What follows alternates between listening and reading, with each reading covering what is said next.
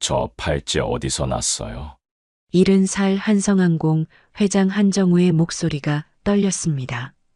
뉴욕행 1등석, 물수건을 건네던 젊은 승무원의 손목에서 은빛 팔찌가 반짝이고 있었어요.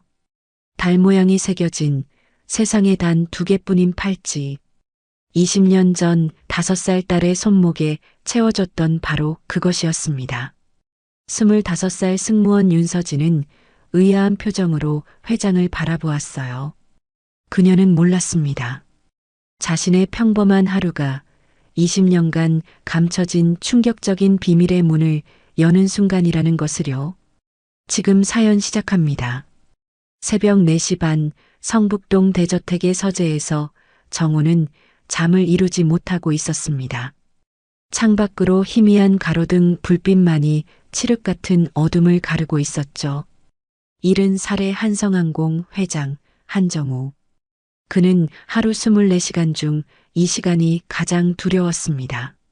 온 세상이 잠든 고요한 새벽은 잊고 싶은 기억들을 자꾸만 끄집어냈으니까요.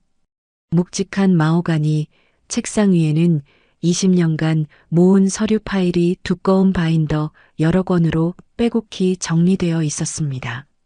실종 신고서, 경찰 수사 보고서, 사설 탐정 조사 기록, 전국 각지에서 날아든 제보 문서들.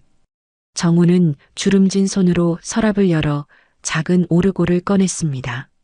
세월의 흔적이 묻어나는 나무 표면이 달아 있었지만 누군가 매일 정성스럽게 닦아온 듯 은은한 광택이 났죠. 뚜껑을 조심스럽게 열자 은은한 멜로디가 적막한 서재를 가득 채웠습니다.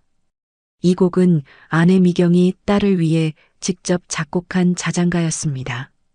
피아노 전공이었던 미경이 수아가 태어난 날 밤새워 만든 악보조차 남기지 않은 세상에 단 하나뿐인 노래였어요. 정우의 눈가에 눈물이 맺혔습니다.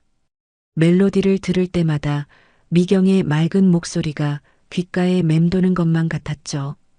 갓난아기였던 수아를 품에 안고 이 노래를 불러주던 아내의 모습이 눈앞에 아른거렸습니다. 책상 한쪽에 놓인 은색 액자 속에서 5살배기 소녀가 환하게 웃고 있었습니다.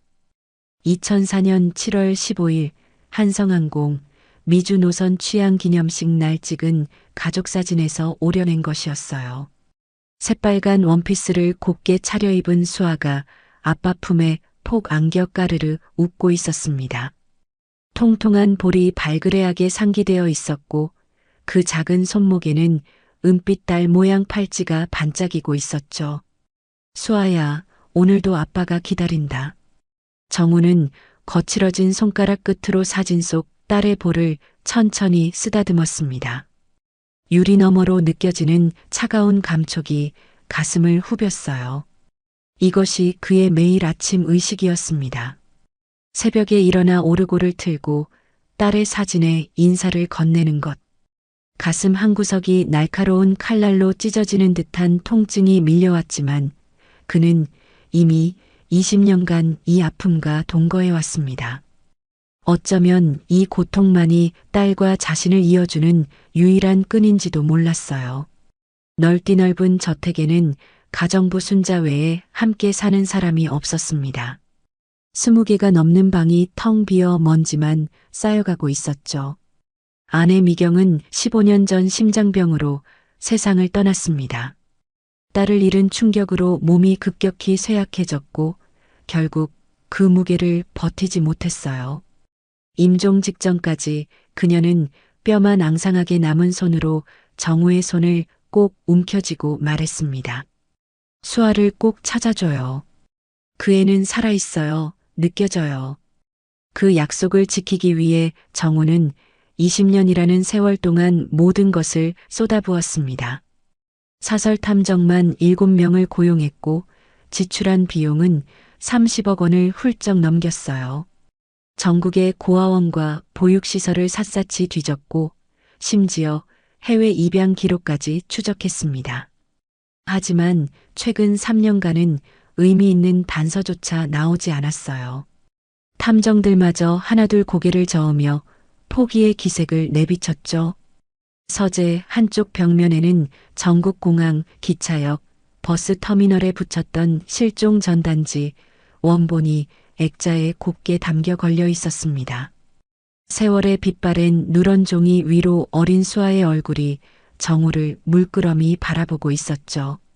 바로 그 옆에는 조카 민철이 보낸 차기 경영체제 제안서가 덩그러니 놓여 있었습니다. 정우는 서류를 흘깃 쳐다보다가 깊은 한숨을 내쉬며 덮어버렸어요. 창밖으로 멀리 김포공항 방향의 비행기 불빛이 깜빡이며 새벽 하늘을 가로질렀습니다. 정우는 오르골 뚜껑을 닫으며 나지막이 중얼거렸습니다. 수아가 비행기 좋아했는데 지금쯤 25이겠구나. 그의 어깨가 힘없이 축 처졌습니다. 또 하루가 밝아오고 있었어요. 딸없이 맞이하는 7305번째 아침이었습니다. 아침 7시 정우는 무거운 몸을 이끌고 식당으로 내려왔습니다. 12명이 앉을 수 있는 긴 테이블에 홀로 자리를 잡았죠. 텅 빈 의자들이 그의 고독을 더욱 선명하게 드러내고 있었습니다. 가정부 순자가 차려놓은 죽 한 그릇에서 김이 모락모락 피어올랐지만 입맛은 통 없었어요. 그때 식당 문이 열리며 비서실장 오경수가 들어왔습니다. 58살의 경수는 40에 가까이 정우의 곁을 지켜온 사람이었어요. 젊은 시절부터 함께했기에 20년 전 그 참혹한 날도 생생히 기억하고 있었죠. 그는 단정한 정장 차림으로 서류 뭉치를 들고 조심스레 다가왔습니다. 회장님, 오늘 오전에 김 변호사가 유 원장 검토건으로 면담을 요청했습니다. 정우의 숟가락이 멈췄습니다. 유 원장이라는 단어가 귀에 거슬렸어요. 유 원장? 바꿀 게 뭐가 있어? 수아 몫은 그대로 남겨두라고 했잖아. 경수가 난처한 표정을 지었습니다. 그의 손가락이 서류 모서리를 무의식적으로 만지작거렸죠. 20년이 지났습니다. 법적으로는 실종 선고 후 사망 추정이 가능한 시점이라서요. 순간 정우의 눈빛이 날카롭게 변했습니다. 주먹을 불끈 쥐자 핏줄이 붉어져 나왔어요. 식탁 위 도자기 컵이 미세하게 흔들릴 정도로 그의 손이 떨리고 있었습니다. 그 말 다시는 입에 담지 마. 목소리는 낮았지만 서리빨 같은 냉기가 담겨 있었습니다. 경수가 황급히 고개를 숙였어요. 죄송합니다. 다만 민철 부사장이 계속 경영권 승계 문제를 거론해서 말씀드린 겁니다. 정우는 숟가락을 내려놓고 창밖을 바라보았습니다. 정원의 목련나무에 새순이 돋아나고 있었죠. 20년 전 수아와 함께 심은 나무였습니다. 그의 눈가에 깊은 주름이 패였어요. 부모는 절대 자식을 포기하지 않아. 정우가 천천히 입을 열었습니다. 목소리에 힘이 실려 있었어요. 살아있든 죽었든 내 눈으로 직접 확인하기 전까지는 포기란 없어. 20년이 아니라 200년이 지나도 마찬가지야. 경수는 아무 말 없이 고개를 끄덕였습니다. 40년 가까이 함께하며 그 누구보다 정우의 고통을 가까이서 지켜본 사람이었으니까요. 그는 조심스럽게 다음 말을 꺼냈습니다. 다음 주가 사모님 기일이시죠? 정우의 어깨가 미세하게 떨렸습니다. 미경의 얼굴이 떠올랐어요. 마지막까지 수아를 찾아달라며 자신의 손을 놓지 않던 그녀의 모습이. 미경이도 끝까지 믿었어. 수아가 살아있다고. 임종 직전에도 내 손을 꼭 잡고 말했지. 그의 목소리가 살짝 갈라졌습니다. 하지만 이내 눈빛을 가다듬으며 다시 입을 열었어요. 그리고 민철이 말인데 요즘 왜 그렇게 서두르는 건지 조사해봐. 조용히. 경수가 고개를 끄덕이며 수첩에 메모했습니다. 40에 가까이 함께한 두 사람 사이에 더 이상의 말은 필요 없었죠. 정우는 다시 창밖의 목련나무를 바라보았습니다. 수아가 좋아하던 꽃. 올해도 어김없이 꽃망울을 터뜨릴 나무를요. 같은 시각 서울 마포구의 좁은 원룸에서 서진이 눈을 떴습니다. 새벽 5시. 알람이 울리기도 전에 저절로 눈이 떠졌죠. 오늘은 첫 국제선 1등석 담당이었습니다. 25살의 한성항공 승무원 윤서진. 그녀는 떨리는 마음을 안고 침대에서 일어났어요. 거울 앞에 서서 유니폼을 정돈하는데 손목의 팔찌가 눈에 들어왔습니다. 은빛 달 모양이 새겨진 오래된 팔찌. 서진이 기억하는 가장 오래된 물건이었죠. 5살 때 보육원에 맡겨졌을 때부터 늘 차고 있었지만 어디서 온 건지 알 수 없었습니다. 팔찌 뒷면에는 알아볼 수 없는 글씨가 희미하게 새겨져 있었어요. 오늘도 행운을 빌어줘. 서진은 습관처럼 팔찌를 어루만졌어요. 그녀에게 이 팔찌는 일종의 부적 같은 존재였습니다.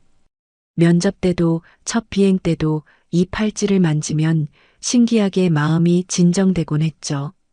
벽에는 푸른 하늘 보육원에서 찍은 사진이 붙어 있었습니다. 10명 남짓한 아이들 사이에서 웃고 있는 어린 서진의 모습이 담겨 있었죠. 보육원 기록에 따르면 서진은 2004년 7월 15일 서울역 인근에서 발견되었습니다. 이름도 나이도 모른 채 울고 있던 여자아이. 경찰은 석 달간 보호자를 찾았지만 아무도 나타나지 않았어요. 서진은 가끔 이상한 꿈을 꾸곤 했습니다. 누군가의 따뜻한 품에 안겨 있는 꿈, 귀에 익은 자장가 선율, 그리고 멀리서 들려오는 비행기 엔진 소리. 꿈에서 깨면 언제나 베개가 눈물에 젖어 있었죠. 자신이 왜 비행기를 그토록 좋아하는지, 왜 복숭아만 보면 속이 울렁거리는지 서진은 스스로도 설명할 수 없었습니다. 휴대폰이 울렸습니다. 보육원에서 함께 자란 언니 민지였어요. 오늘 첫 1등석이라며? 긴장돼? 응, 떨려 죽겠어. 회장님이 직접 타신대. 에이, 너 실력 있잖아. 기내 응급처치 교육 1등으로 수료했잖아. 잘할 수 있어. 민지의 응원에 서진은 살짝 미소를 지었습니다. 보육원을 나온 후에도 둘은 서로에게 유일한 가족 같은 존재였죠. 한편 한성항공 본사 회장실에서는 정우가 창밖을 바라보고 있었습니다. 아침 7시 출근은 변함없는 일과였어요. 활주로에서 비행기 한 대가 이륙하는 모습이 보였죠. 그때 노크 소리와 함께 조카 민철이 들어왔습니다. 외삼촌, 건강이 걱정됩니다. 요즘 너무 무리하시는 것 같아요. 47살의 민철은 고급 양복을 빈틈없이 차려입고 완벽한 미소를 짓고 있었습니다. 하지만 정우는 느꼈어요. 그 눈빛 속에 숨겨진 조급함을요. 걱정 말거라. 아직 죽을 나이 아니야. 민철의 미소가 찰나 굳었다가 다시 펴졌습니다. 그가 나간 후 정우는 창밖을 바라보며 중얼거렸어요. 저 녀석 예전 같지 않아. 무언가 불길한 예감이 스쳐 지나갔습니다. 인천국제공항 1등석 라운지. 정우는 창가 자리에 앉아 활주로를 바라보고 있었습니다. 뉴욕행 비행기 탑승까지 30분 남짓 남아 있었죠. 옆자리에는 비서실장 경수가 서류를 정리하고 있었어요. 회장님, 오늘 비행 중 충분히 주무셔야 합니다. 내일 이사회가 있으니까요. 정우는 고개를 끄덕였지만 마음은 다른 곳에 가 있었습니다. 아내 미경의 기일이 일주일 앞으로 다가온 터였어요. 매년 이맘때면 마음 한구석이 무겁게 가라앉곤 했습니다. 잠시 후 탑승이 시작되었습니다. 1등석 전용 통로를 지나 기내에 들어서자 젊은 여승무원이 허리를 숙여 인사했어요. 안녕하십니까, 한 회장님. 오늘 담당 승무원 윤서진입니다. 정우는 가볍게 고개를 끄덕이며 자리로 향했습니다. 그저 스쳐 지나가는 인사였어요. 창가 좌석에 앉아 안전벨트를 매는데 서진이 다가와 따뜻한 물수건을 건넸습니다. 장거리 비행이시니 편하게 쉬세요. 정우는 물수건을 받아들며 무심코 그녀의 손을 바라보았습니다. 그 순간 심장이 멎는 것 같았어요. 서진의 왼쪽 손목에서 은빛 팔찌가 반짝이고 있었습니다. 달 모양이 새겨진 너무나도 익숙한 디자인의 팔찌. 정우의 눈동자가 크게 흔들렸습니다. 저 팔찌. 목소리가 떨렸습니다. 서진이 의아한 표정으로 정우를 바라보았어요. 네, 이 팔찌요? 정우의 입술이 바르르 떨렸습니다. 20년 전 딸 수아의 손목에 채워졌던 바로 그 팔찌였어요. 아내 미경이 수아가 태어났을 때 맞춤 제작한 세상에 단 2개뿐인 쌍둥이 팔찌 중 하나. 다른 하나는 지금도 정우의 서재 금고 안에 보관되어 있었습니다. 그 팔찌 어디서 났어요? 정우의 목소리가 갈라졌습니다. 손이 떨려 물수건을 놓칠 뻔했어요. 서진은 갑작스러운 질문에 당황한 기색이 역력했습니다. 어릴 때부터 가지고 있었어요. 어디서 온 건지는 저도 잘 모르겠습니다. 정우의 얼굴에서 핏기가 사라졌습니다. 심장이 미친 듯이 뛰기 시작했어요. 머릿속이 하얗게 변하는 것 같았습니다. 옆자리의 경수가 정우의 이상한 낌새를 눈치채고 다가왔어요. 회장님, 괜찮으십니까? 안색이 좋지 않으십니다. 정우는 대답 대신 서진의 얼굴을 뚫어지게 바라보았습니다. 눈매, 코, 입술. 아내 미경의 젊은 시절 모습이 겹쳐 보였어요.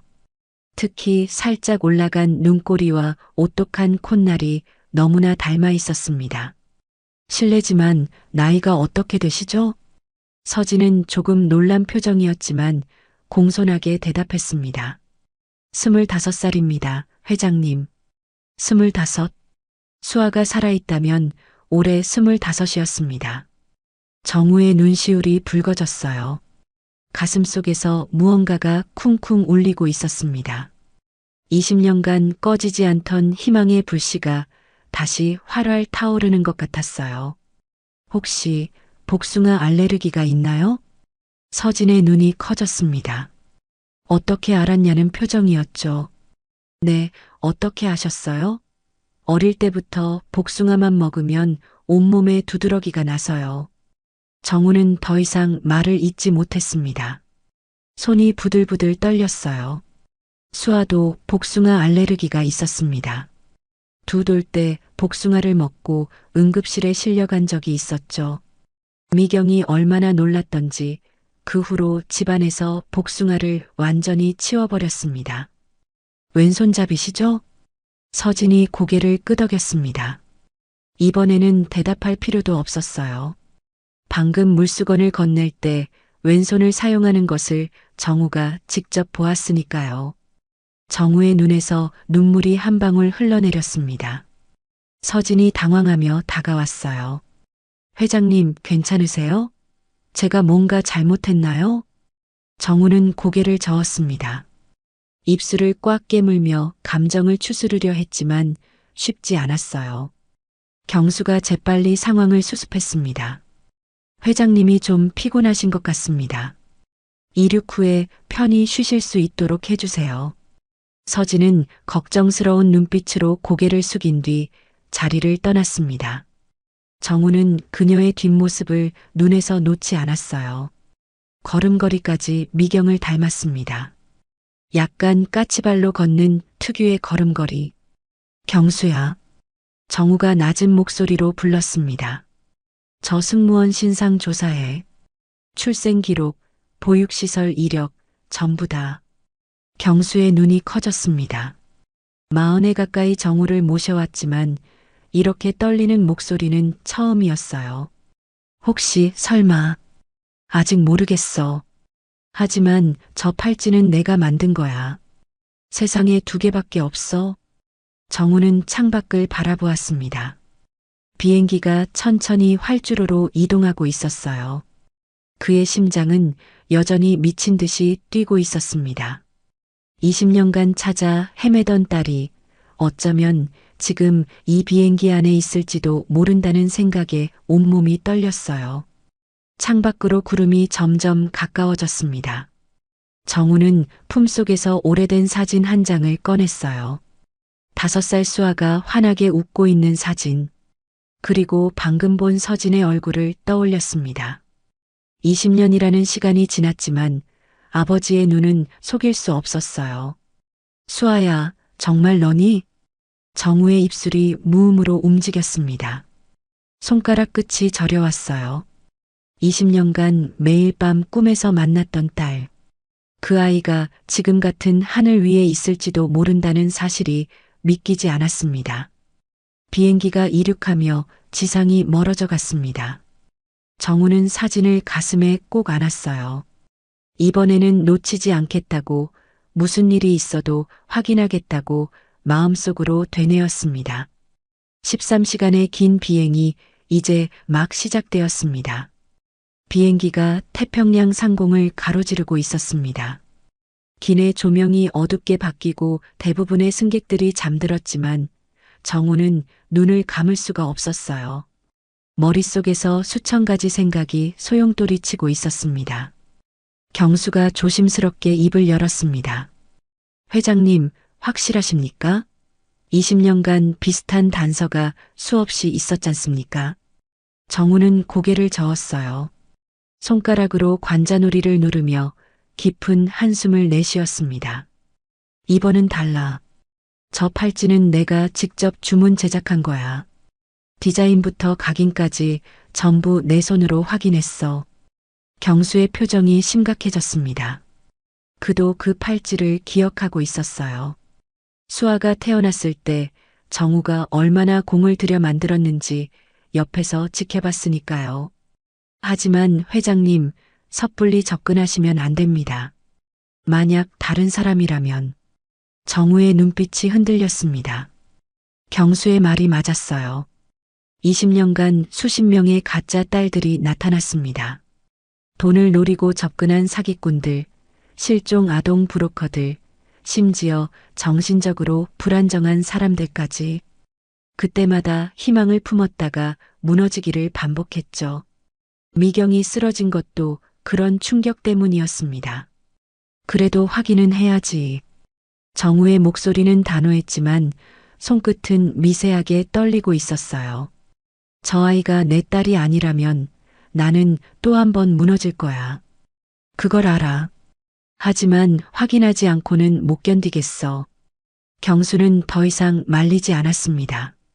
대신 수첩을 꺼내 메모를 시작했어요. 일단 푸른 하늘 보육원부터 조사하겠습니다. 2004년 7월경 입소한 여아 기록을 확인하면 되겠죠. 정우가 고개를 끄덕였습니다. 그때 멀리서 서진이 다른 승객에게 담요를 덮어주는 모습이 보였어요. 어둠 속에서도 그녀의 은빛 팔찌가 희미하게 빛났습니다. 정우의 가슴이 다시 쿵쾅거렸어요. 저 아이 성격은 어떤 것 같아? 경수가 잠시 생각하더니 대답했습니다. 차분하고 세심해 보입니다. 승객들을 대하는 태도가 진심 어린 것 같더군요. 정우의 입가에 희미한 미소가 떠올랐습니다. 미경이 그랬어요. 누구에게나 진심을 다하는 따뜻한 사람이었죠. 하지만 곧 미소가 사라졌습니다. 만약 수아가 맞다면 그 애는 20년간 고아로 살아온 거야. 목소리가 갈라졌습니다. 정우의 주먹이 불끈 쥐어졌어요.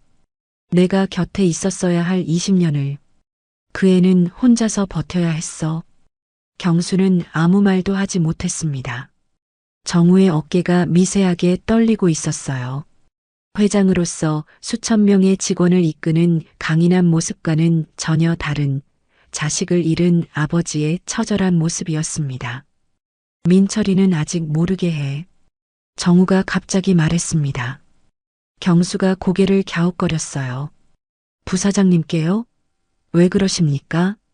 정우의 눈빛이 날카로워졌습니다. 요즘 그 녀석 행동이 이상해.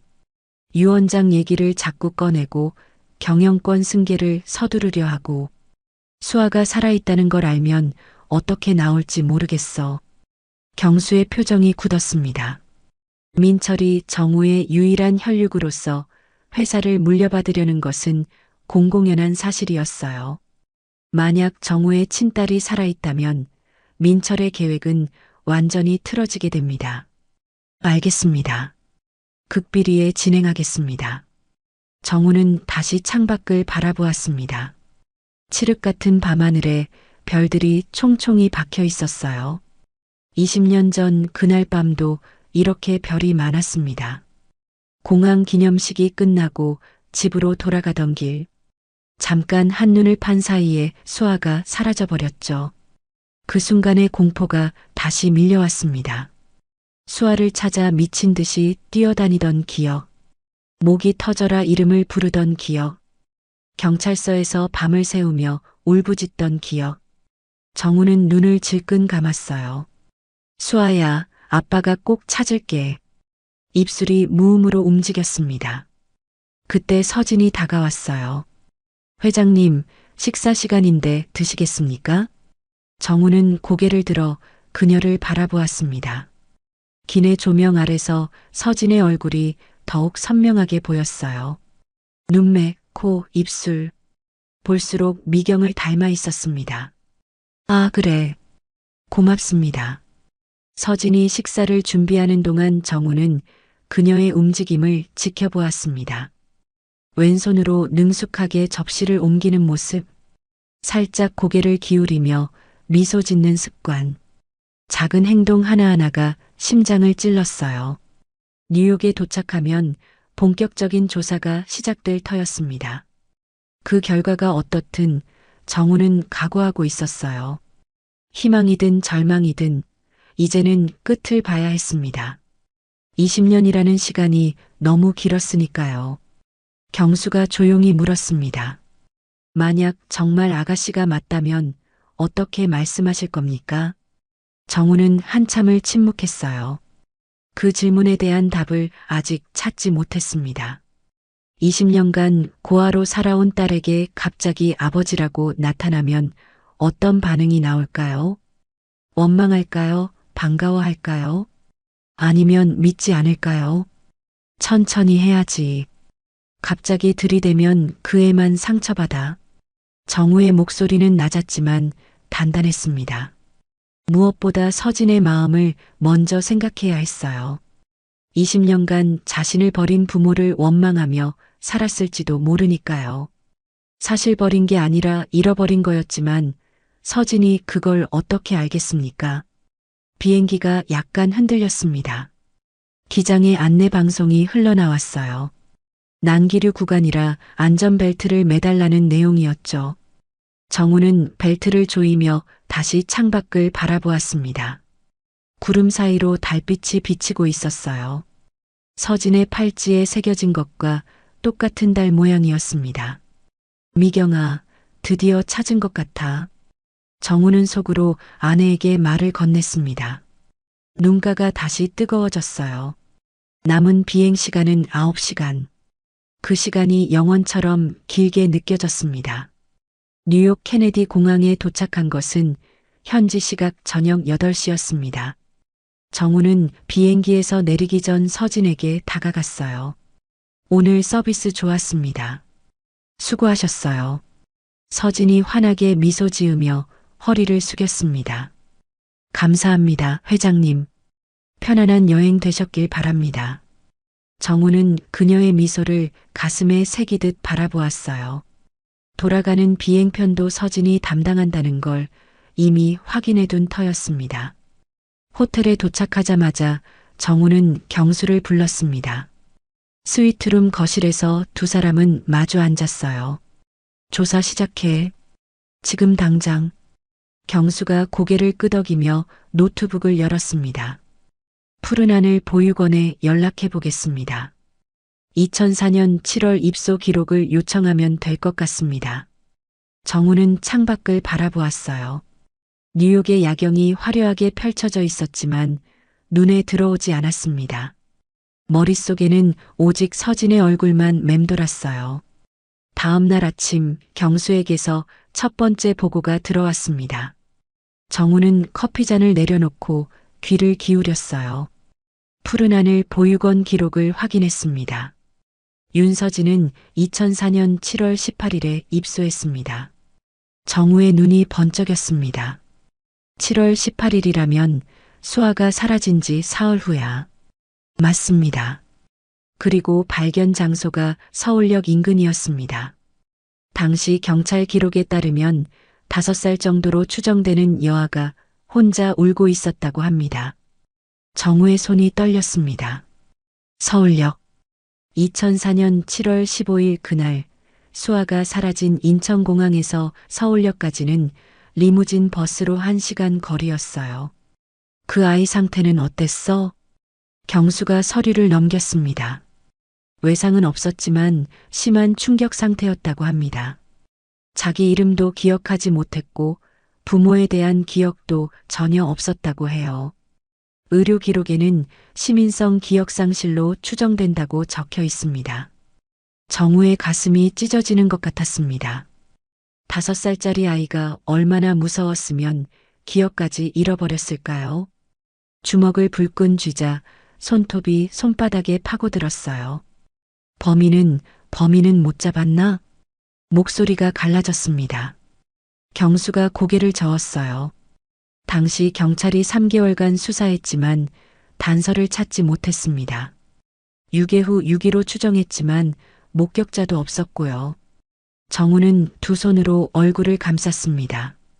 20년 전 그날의 악몽이 다시 밀려왔어요.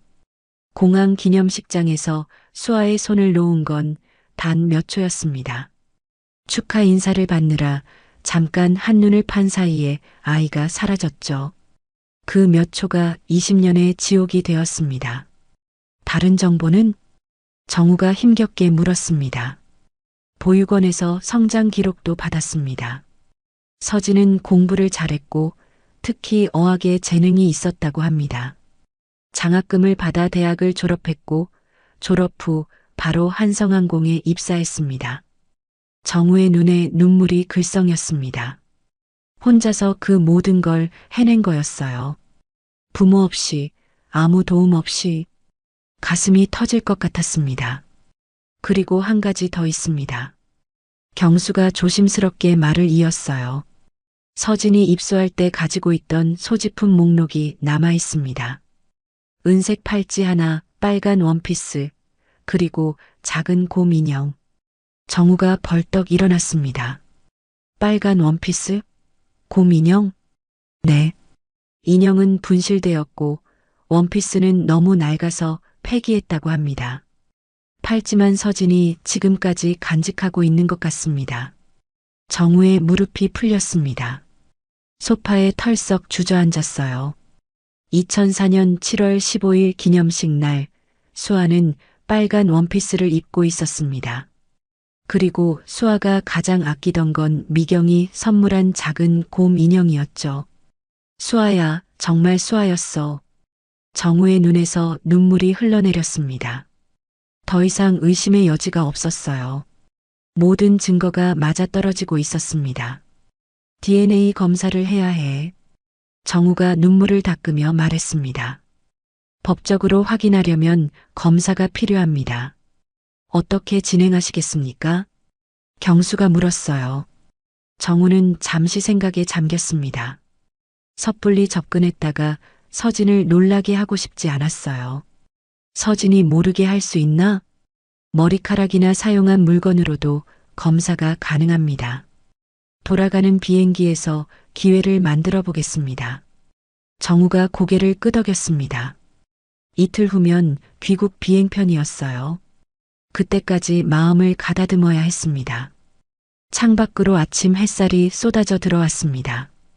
뉴욕의 하늘이 맑게 개어 있었어요. 정우는 품에서 수아의 사진을 꺼내 바라보았습니다. 이제 곧 만날 수 있어. 20년 만에. 손가락으로 사진 속 딸의 얼굴을 쓰다듬었습니다. 희망과 두려움이 뒤섞인 복잡한 감정이 가슴속에서 소용돌이쳤어요. 하지만 이제 돌아갈 수는 없었습니다. 진실을 향해 한 발짝 내디딘 이상 끝까지 가야 했습니다. 경수가 조심스럽게 물었습니다. 회장님, 한 가지 여쭤봐도 될까요? 정우가 고개를 들었어요. 민철 부사장님께는 언제 말씀하실 겁니까? 아가씨가 확인되면 회사 상속 문제가 완전히 달라집니다. 정우의 표정이 굳어졌습니다. 민철, 여동생의 아들이자 지금까지 후계자로 키워온 조카. 수아가 살아있다는 사실을 알면 어떤 반응을 보일지 예측할 수 없었어요.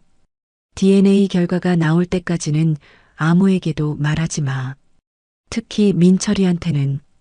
경수가 고개를 끄덕였습니다. 정우는 다시 창밖을 바라보았어요. 맨해튼의 고층 빌딩들이 아침 햇살에 반짝이고 있었습니다. 하지만 그의 마음은 이미 서울로, 딸에게로 향해 있었습니다. 남은 이틀이 1년처럼 길게 느껴졌어요. 귀국 비행편이 뜨기 전날 밤 서진은 뉴욕 호텔 방에서 민지에게 전화를 걸었습니다. 언니, 이상한 일이 있어. 뭔데? 비행 중에 무슨 일 있었어? 서진은 침대에 앉아 팔찌를 만지작거렸어요. 은빛달이 조명 아래서 희미하게 빛났습니다. 한 회장님이 내 팔찌를 보시더니 갑자기 눈물을 흘리셨어.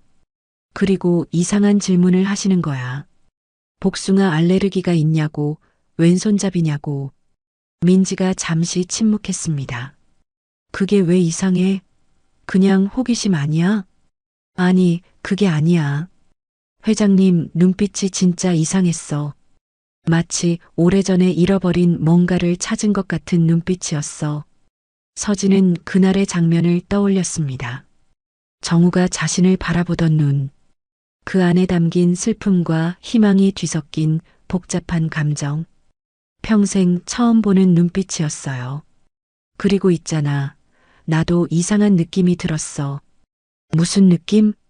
서진은 가슴에 손을 얹었습니다.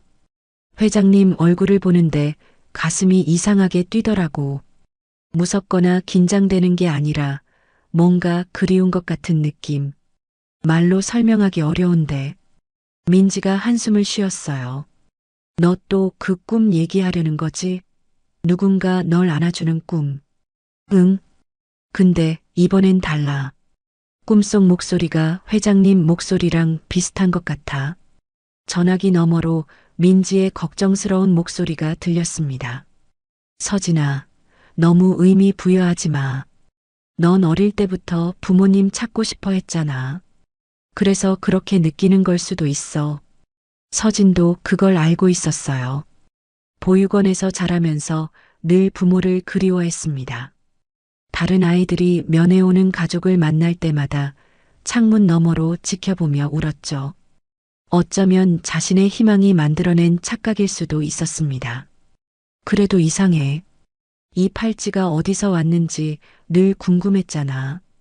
회장님이 이 팔찌를 알고 계신 것 같았어. 민지가 잠시 생각하더니 말했어요. 그럼 돌아가는 비행기에서 한번 여쭤봐. 직접 물어보는 게 제일 빠르잖아. 서진은 고개를 저었습니다. 물론 민지는 볼 수 없었지만요. 회장님한테 어떻게 그런 걸 여쭤봐. 승무원이 손님한테 개인적인 질문을 하면 안 되잖아. 에이, 넌 너무 원칙적이야. 통화를 끊고 서진은 창밖을 바라보았습니다. 뉴욕의 밤거리가 불빛으로 반짝이고 있었어요. 25해를 살면서 늘 궁금했던 것들이 있었습니다. 자신이 누구인지, 부모가 왜 자신을 버렸는지, 이 팔찌는 누가 준 건지. 서진은 팔찌를 벗어 손바닥 위에 올려놓았습니다. 뒷면에 희미하게 새겨진 글씨를 손톱으로 문질렀어요. 세월에 달아 거의 알아볼 수 없었지만 어릴 때 원장 선생님이 말씀해 주셨죠. 아마 이름 같은 게 새겨져 있는 것 같다고. 내 이름이었을까? 서진은 혼잣말을 했습니다. 윤서진이라는 이름은 보육원에서 지어준 거였어요. 원래 이름은 알 수 없었습니다. 다음 날 오후 귀국 비행편 탑승이 시작되었습니다. 서진은 1등석 입구에서 정우를 맞이했어요. 안녕하세요, 회장님. 오늘도 제가 담당입니다. 정우가 미소를 지었습니다. 하지만 그 눈 속에는 여전히 알 수 없는 감정이 담겨 있었어요. 반갑습니다. 잘 부탁해요. 정우가 자리에 앉은 후 서진은 물수건을 건네러 다가갔습니다. 그때 정우가 조심스럽게 입을 열었어요. 저기 실례가 안 된다면 하나만 물어봐도 될까요? 서진이 고개를 끄덕였습니다. 혹시 어릴 때 기억이 있나요? 5살 이전의 기억 말입니다. 서진의 심장이 쿵 내려앉았습니다. 왜 그런 걸 물어보시는 걸까요? 손이 미세하게 떨렸어요.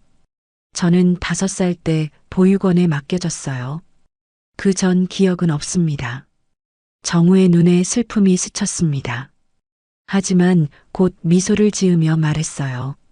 그렇군요. 괜한 질문을 했네요. 미안합니다.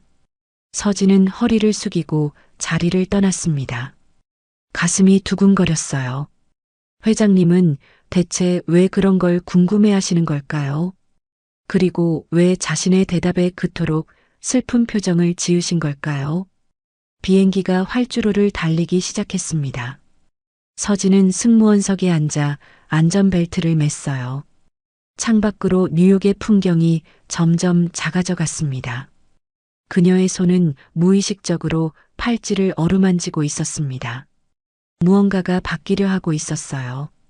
서진은 그걸 느낄 수 있었습니다. 20년간 꽁꽁 얼어붙어 있던 과거의 문이 조금씩 열리고 있는 것 같았죠. 한편 1등석 좌석에서 정우는 경수에게 작은 목소리로 말했습니다. 기억이 없다고 했어. 5살 이전 기억이 전혀. 경수가 고개를 끄덕였어요. 시민성 기억상실이라고 했잖습니까? 충격이 너무 커서 기억을 지워버린 거죠. 정우의 손이 떨렸습니다. 어린 수아가 얼마나 무서웠으면 모든 걸 잊어야 했을까요? 아빠 얼굴도, 엄마 얼굴도, 자기 이름까지도. DNA 샘플은 확보했나? 네. 방금 서진 씨가 사용한 물수건을 따로 보관해뒀습니다. 서울 도착하면 바로 검사 의뢰하겠습니다. 정우는 창밖을 바라보았습니다. 구름 위로 태양이 빛나고 있었어요. 곧 진실이 밝혀질 터였습니다. 그 결과가 두렵기도 하고 기대되기도 했습니다. 결과가 나오면 어떻게 할 거야? 경수의 질문에 정우는 한참을 침묵했어요. 만약 서진이 정말 수아라면 어떻게 말해야 할까요? 갑자기 나타나 아버지라고 하면 그 아이가 받아들일 수 있을까요? 천천히 해야지. 서진이 준비될 때까지 기다릴 거야. 정우의 목소리는 낮았지만 단단했습니다. 20년을 기다렸는데 조금 더 기다리는 건 아무것도 아니었어요. 중요한 건 서진의 마음이었습니다. 상처받지 않도록, 놀라지 않도록 천천히 다가가야 했습니다. 비행기가 고도를 높이며 서쪽으로 향했습니다. 14시간 후면 서울이었어요. 정우는 눈을 감았습니다. 꿈에서라도 딸을 만나고 싶었습니다. 서울에 도착한 다음 날 정우는 성북동 저택 서재에 틀어박혀 있었습니다. 책상 위에는 경수가 가져온 서류 더미가 쌓여 있었어요. 푸른 하늘 보육원의 기록, 서진의 학교 성적표, 의료 기록, 그리고 20년 전 경찰 수사 보고서까지. 회장님, 흥미로운 게 있습니다. 경수가 한 장의 서류를 내밀었어요. 2004년 7월 당시 서진을 발견한 경찰관의 진술서였습니다. 여기 보시면 발견 당시 아이가 계속 같은 말을 반복했다고 합니다. 아빠, 비행기, 달. 이 세 단어를요. 정우의 손이 떨렸습니다. 아빠, 비행기, 달. 수아가 마지막으로 기억하던 것들이었어요. 아빠와 함께 갔던 공항, 하늘을 나는 비행기, 그리고 팔찌에 새겨진 달. 그리고 이건 병원 기록입니다. 경수가 또 다른 서류를 건넸어요. 서진 씨가 7살 때 복숭아를 먹고 응급실에 실려간 적이 있습니다. 심한 알레르기 반응이었고 이후로는 복숭아를 완전히 피했다고 합니다. 정우가 고개를 끄덕였습니다. 수아도 똑같았어요. 두 돌 때 복숭아를 먹고 온몸에 두드러기가 났었죠. 미경이 얼마나 놀랐던지 그 후로 집에서 복숭아를 완전히 치워버렸습니다. DNA 검사 결과는 언제 나와? 일주일 정도 걸린다고 합니다. 급행으로 의뢰했습니다. 정우는 창밖을 바라보았어요. 정원의 목련나무에 꽃망울이 맺히기 시작했습니다. 수아가 좋아하던 꽃. 올해는 함께 볼 수 있을까요? 그때 서재 문이 벌컥 열렸습니다. 민철이 허락도 없이 들어왔어요. 외삼촌, 요즘 뭘 그렇게 조사하고 계세요? 정우의 표정이 굳었습니다. 경수가 재빨리 서류를 덮었지만 민철의 눈은 이미 책상 위를 훑고 지나간 뒤였어요. 회사 일이다. 내가 신경 쓸 건 아니야. 민철의 입꼬리가 살짝 올라갔습니다. 보육원 기록이 회사 일입니까? 푸른 하늘 보육원이라. 혹시 기부라도 하시려고요? 정우의 눈빛이 날카로워졌어요. 민철이 벌써 눈치를 챈 것 같았습니다. 그래, 기부 검토 중이야. 사회공헌 차원에서. 민철이 고개를 끄덕였지만 눈빛은 여전히 의심으로 가득했어요. 그렇군요. 그런데 외삼촌, 요즘 건강이 안 좋아 보이십니다. 무리하지 마세요. 민철이 나간 후 정우는 깊은 한숨을 내쉬었습니다. 저 녀석, 뭔가 눈치챈 것 같아. 경수가 걱정스러운 표정을 지었어요. 조심해야겠습니다. 민철 부사장이 알게 되면 문제가 복잡해질 수 있습니다. 정우는 고개를 끄덕였습니다. 민철이 회사를 물려받으려는 야심을 품고 있다는 건 공공연한 비밀이었어요. 만약 수아가 살아있다는 걸 알게 되면 어떤 행동을 할지 예측할 수 없었습니다. 한편 민철은 자신의 사무실로 돌아와 전화기를 들었어요. 나야. 외삼촌이 뭔가를 조사하고 있어. 푸른 하늘 보육원이라는 곳인데 알아봐. 전화를 끄는 민철의 얼굴에 어두운 그림자가 드리워졌습니다. 20년간 기다려온 자리였어요. 외삼촌이 은퇴하면 자연스럽게 회장직을 물려받을 계획이었죠. 그런데 갑자기 보육원을 조사한다니 불길한 예감이 들었습니다. 같은 시각 서진은 마포구 원룸에서 휴일을 보내고 있었습니다. 침대에 누워 천장을 바라보며 생각에 잠겼어요. 뉴욕행 비행기에서 있었던 일이 자꾸 떠올랐습니다. 정우 회장이 자신을 바라보던 눈빛, 이상한 질문들, 그리고 눈물. 대체 왜 그러셨을까? 서진은 팔찌를 들어 올려 바라보았습니다. 은빛달이 창문으로 들어오는 햇살에 반짝였어요. 이 팔찌의 비밀을 알면 자신이 누구인지 알 수 있을까요? 휴대폰이 울렸습니다. 모르는 번호였어요. 윤서진 씨 되십니까? 낯선 남자 목소리였습니다. 네, 그런데 누구세요? 저는 한성항공 비서실에서 연락드립니다. 한 회장님께서 내일 점심 식사에 초대하고 싶다고 하셨습니다. 서진의 심장이 쿵쾅거렸어요. 회장님이 자신을 초대한다고요? 승무원을 개인적으로 만나겠다니 이상했지만 거절할 이유도 없었습니다. 네, 알겠습니다. 전화를 끊고 서진은 한참을 멍하니 앉아 있었어요. 무언가 큰 일이 일어나려 하고 있었습니다. 그게 뭔지는 알 수 없었지만 가슴 깊은 곳에서 기대감이 솟아오르고 있었죠. 성북동 저택에서 정우는 경수에게 말했습니다. 내일 서진을 만나기로 했어. 조금씩 다가가 볼 거야. 경수가 고개를 끄덕였어요. 천천히 하십시오. 너무 급하게 다가가시면 오히려 역효과가 날 수 있습니다. 정우는 책상 위에 오르골을 바라보았습니다. 뚜껑을 열자 익숙한 자장가가 흘러나왔어요.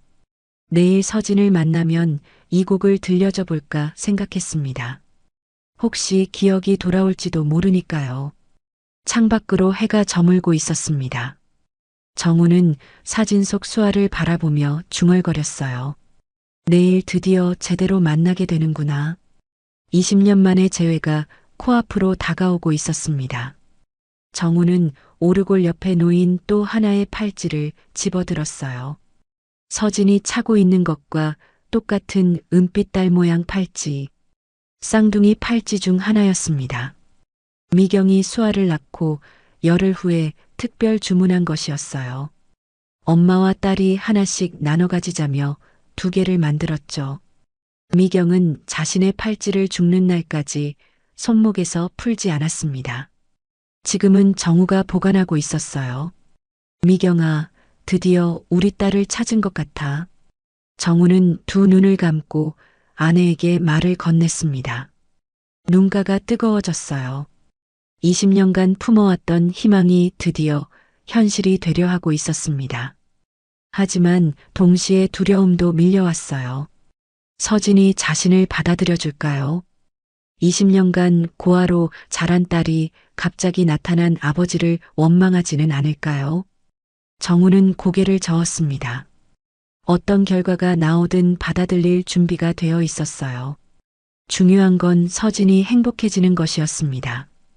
그게 아버지로서 자신이 해야 할 일이었죠. 밤이 깊어가고 있었습니다. 내일을 위해 잠을 청해야 했지만 정우의 눈에는 잠이 오지 않았어요. 가슴속에서 20년간 응어리져 있던 감정들이 하나둘 풀어지고 있었습니다. 다음 날 낮 12시 정우는 성북동 저택에서 서진을 기다리고 있었습니다. 거실 테이블에는 정성스럽게 준비된 점심이 차려져 있었어요. 가정부 순자가 직접 만든 갈비찜과 잡채였습니다. 초인종이 울렸습니다. 정우의 심장이 쿵쾅거렸어요. 문이 열리고 서진이 들어왔습니다. 단정한 원피스 차림에 은빛 팔찌가 햇살에 반짝이고 있었죠. 안녕하세요, 회장님. 초대해 주셔서 감사합니다. 정우는 애써 평정을 유지하며 미소 지었습니다. 어서 와요. 편하게 앉아요. 식사를 하는 동안 정우는 서진의 모습을 유심히 살폈어요. 젓가락을 왼손으로 쥐는 모습, 음식을 먹기 전 냄새를 맡는 습관, 고개를 살짝 기울이며 듣는 자세. 모든 것이 미경을 닮아 있었습니다. 서진 씨, 혹시 음악 좋아해요? 서진이 고개를 끄덕였어요. 네, 특히 피아노 곡을 좋아해요. 왜 그런지는 모르겠는데 피아노 소리만 들으면 마음이 편해져요. 정우의 가슴이 뜨거워졌습니다. 미경이 피아노 전공이었어요. 수아가 뱃속에 있을 때부터 매일 피아노를 연주해줬죠. 잠깐 들려주고 싶은 게 있어요. 정우가 자리에서 일어나 서재로 갔습니다. 잠시 후 작은 오르골을 들고 돌아왔어요. 테이블 위에 오르골을 올려놓고 뚜껑을 열었습니다. 은은한 멜로디가 흘러나왔어요. 서진의 표정이 굳어졌습니다. 눈동자가 크게 흔들렸어요. 이 곡. 서진의 목소리가 떨렸습니다. 손으로 가슴을 움켜쥐었어요. 이 곡을 알아요. 어디서 들었는지 모르겠는데 분명히 알아요. 정우의 눈에 눈물이 글썽였습니다. 이 곡은 미경이 수아만을 위해 만든 자장가였어요. 세상 어디에도 녹음본이 없는 오직 이 오르골에만 담긴 곡. 어릴 때 꿈에서 들었어요. 서진이 눈물을 흘리기 시작했습니다. 누군가 저를 안고 이 노래를 불러주는 꿈. 계속 반복되는 꿈이었어요. 목소리는 기억 안 나는데 멜로디만 생생해요. 정우는 더 이상 참을 수 없었습니다. 주머니에서 사진 한 장을 꺼냈어요. 5살 수아의 사진이었습니다. 이 아이를 봐요. 서진이 사진을 받아들었습니다. 순간 그녀의 얼굴이 창백해졌어요.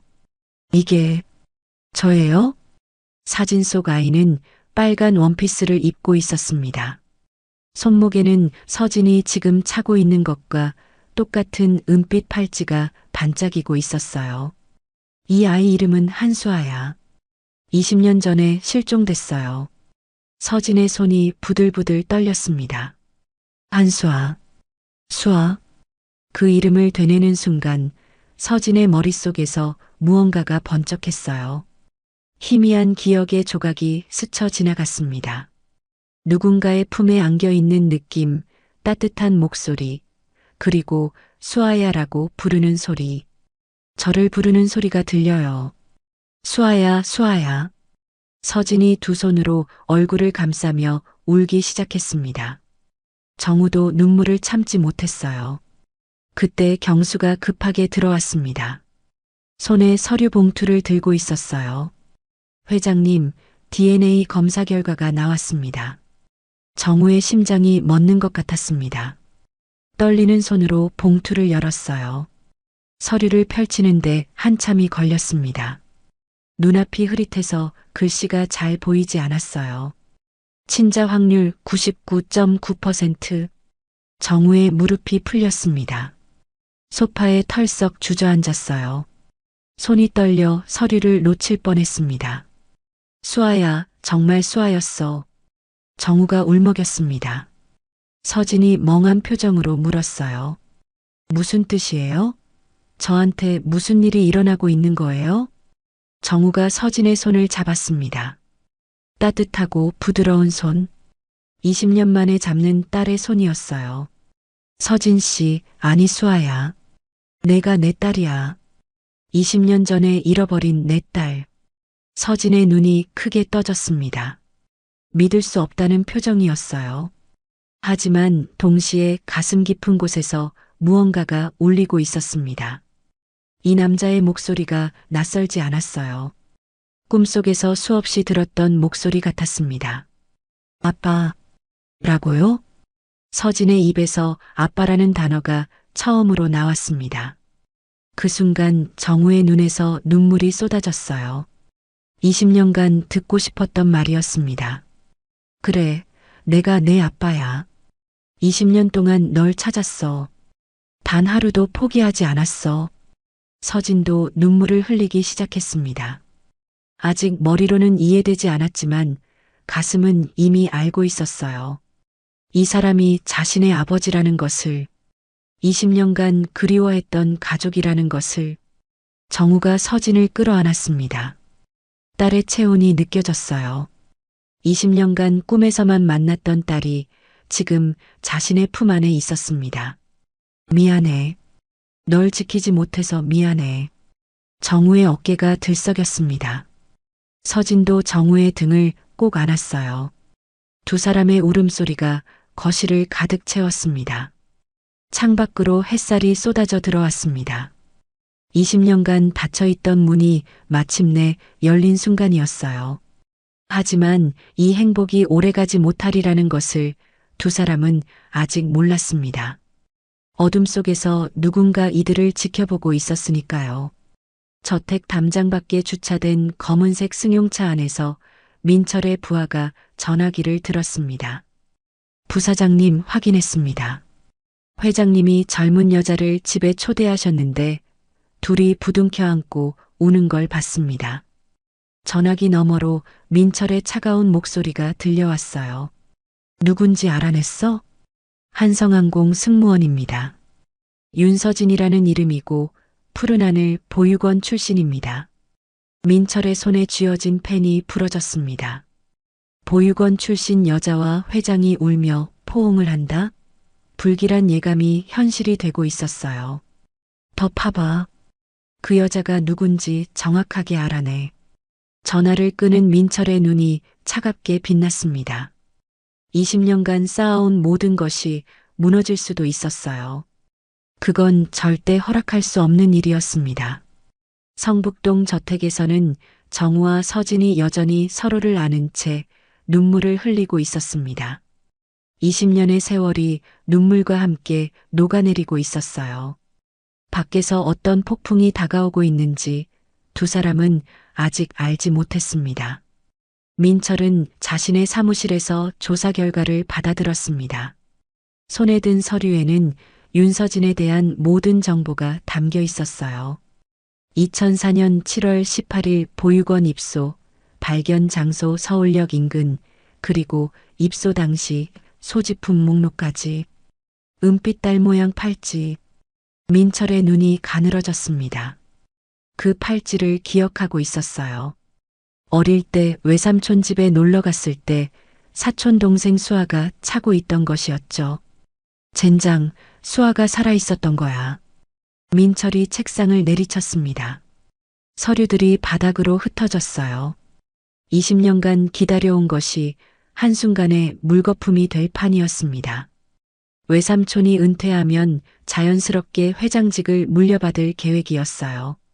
주주들도 이사진도 모두 민철을 차기 회장으로 인정하고 있었죠. 그런데 갑자기 친딸이 나타나다니. 민철은 창밖을 바라보며 생각에 잠겼습니다. 이대로 물러설 수는 없었어요. 20년간 회사를 위해 헌신해 왔습니다. 외삼촌 밑에서 온갖 굳은 일을 도맡아 했죠. 그런 자신을 제치고 갑자기 나타난 여자가 모든 걸 가져간다? 절대 용납할 수 없었습니다. 방법을 찾아야 해. 민철이 중얼거렸습니다. 눈빛이 차갑게 빛났어요. 서진이 진짜 수아라는 게 확실해지기 전에 손을 써야 했습니다. 다음 날 민철은 한성항공 본사 인사팀장을 불렀어요. 윤서진이라는 승무원 인사 기록 좀 봅시다. 인사팀장이 의아한 표정을 지었지만 거부할 수 없었습니다. 부사장의 지시였으니까요. 여기 있습니다. 민철은 서류를 훑어보았어요. 입사 3년 차, 평가 점수 우수, 특이 사항 없음. 흠잡을 구석이 없었습니다. 하지만 민철은 포기하지 않았어요. 최근 비행 기록도 가져와요. 그리고 승객 불만 접수 내역도. 인사팀장이 고개를 끄덕이고 나갔습니다. 민철의 입꼬리가 올라갔어요. 뭔가 트집을 잡을 구실이 필요했습니다. 한편 성북동 저택에서는 정우와 서진이 함께 시간을 보내고 있었습니다. DNA 검사 결과가 나온 후 서진은 매일 퇴근 후 저택을 방문했어요. 20년간 못 나눈 이야기가 산더미처럼 쌓여 있었습니다. 아버지, 어머니는 어떤 분이셨어요? 서진이 조심스럽게 물었습니다. 아버지라는 호칭이 아직 어색했지만 부르고 싶었어요. 정우의 눈에 그리움이 어렸습니다. 미경이는 피아노를 전공한 사람이었어. 너를 낳고 매일 자장가를 불러줬지. 내가 잠들 때까지 피아노를 쳤어. 서진의 눈시울이 붉어졌어요. 그래서 제가 피아노 소리를 좋아했군요. 이유를 몰랐는데 정우가 서진의 손을 꼭 잡았습니다. 내 엄마가 살아있었으면 얼마나 좋아했을까. 널 찾는 게 유일한 소원이었는데. 두 사람은 말없이 눈물을 흘렸어요. 15년 전 세상을 떠난 미경이 이 자리에 있었다면 얼마나 행복했을까요? 그때 경수가 급하게 들어왔습니다. 표정이 심상치 않았어요. 회장님, 문제가 생겼습니다. 무슨 일이야? 민철 부사장이 서진 씨의 인사 기록을 조회했습니다. 비행 기록과 승객 불만 내역까지 전부요. 정우의 얼굴이 굳어졌습니다. 민철이 움직이기 시작한 거였어요. 그 녀석이 뭘 노리는 거지? 경수가 목소리를 낮췄어요. 아마 서진 씨를 회사에서 내보내려는 것 같습니다. 뭔가 빌미를 잡으려는 거겠죠. 서진의 얼굴이 창백해졌습니다. 방금 만난 아버지 때문에 직장을 잃게 생길 줄이야. 아버지, 저 때문에 이런 일이. 정우가 고개를 저었어요. 내 잘못이 아니야. 민철이가 욕심을 부리는 거지. 정우의 주먹이 불끈 쥐어졌습니다. 조카가 이렇게 나올 줄은 몰랐어요. 아니, 어쩌면 예상했어야 했습니다. 민철의 야심은 오래전부터 느끼고 있었으니까요. 경수야, 서진이 보호해. 민철이가 무슨 짓을 할지 모르니까. 경수가 고개를 끄덕였습니다. 그리고 이사회 일정을 당겨. 서진이를 공식적으로 내 딸로 발표할 거야. 서진이 놀란 표정을 지었어요. 아버지, 그렇게 급하게 하시면. 아니, 빨리 해야 해. 공식 발표 전에 민철이가 무슨 짓을 저지를지 모르거든. 정우의 눈빛이 단호했습니다. 20년 만에 찾은 딸을 다시 잃을 수는 없었어요. 무슨 일이 있어도 서진을 지켜야 했습니다. 그날 밤 민철은 어두운 사무실에서 전화를 걸었어요. 그 여자를 압박할 방법을 찾았어. 다음 주 비행해서 사고가 나도록 해. 전화기 너머로 차가운 대답이 들려왔습니다. 알겠습니다. 민철이 전화를 끊으며 입꼬리를 올렸어요. 이제 시작이었습니다. 서진이 스스로 물러나게 만들 계획이었죠. 그리고 그것이 안 되면 더 강력한 방법을 쓸 생각이었습니다. 창밖으로 서울의 야경이 반짝이고 있었어요. 하지만 민철의 눈에는 오직 어둠만 비치고 있었습니다. 같은 시각 서진은 원룸으로 돌아와 침대에 누웠어요. 천장을 바라보며 오늘 있었던 일을 되새겼습니다. 아버지를 찾았다는 기쁨과 동시에 불안감이 밀려왔어요. 민철이라는 사람이 자신을 노리고 있다는 사실이 두려웠습니다. 휴대폰이 울렸어요. 민지였습니다. 서진아, 괜찮아? 목소리가 안 좋다. 언니, 나 아빠 찾았어. 전화기 너머로 민지의 놀란 숨소리가 들렸어요. 뭐라고? 진짜야? 서진은 그동안 있었던 일을 민지에게 털어놓았습니다. 팔찌의 비밀, DNA 검사 결과, 그리고 민철의 위협까지. 민지는 한참을 듣더니 한숨을 쉬었어요. 조심해, 서진아. 재벌과 싸움에 끼어들면 위험해. 서진도 그걸 알고 있었습니다. 하지만 이제 와서 물러설 수는 없었어요. 20년간 그리워했던 가족을 찾았는데 협박 때문에 포기할 수는 없었죠. 괜찮아, 언니. 아버지가 지켜주신다고 했어. 전화를 끊고 서진은 팔찌를 바라보았습니다. 은빛달이 희미하게 빛나고 있었어요. 이 작은 팔찌가 자신의 정체를 증명해 준 것이었습니다. 엄마가 남겨준 유일한 선물. 서진은 팔찌를 가슴에 꼭 안았어요. 엄마, 저 아빠 찾았어요. 지켜봐 주세요. 창밖으로 달이 밝게 떠 있었습니다. 20년 만에 가족을 되찾은 밤이었지만 폭풍 전의 고요함 같은 불안이 서진의 마음을 짓누르고 있었어요. 일주일 후 정우의 71번째 생일이었습니다. 성북동 저택에서 조촐한 가족 식사가 준비되었어요. 서진이 처음으로 아버지의 생일을 함께하는 날이었습니다. 아버지, 생신 축하드려요. 서진이 작은 선물 상자를 내밀었어요. 정우가 상자를 열자 은색 만년필이 들어 있었습니다. 보육원에서 장학금 받았을 때 사고 싶었던 건데 이제야 드리네요. 정우의 눈시울이 붉어졌습니다. 딸이 자신을 위해 준비한 첫 선물이었어요. 고맙다, 수아야.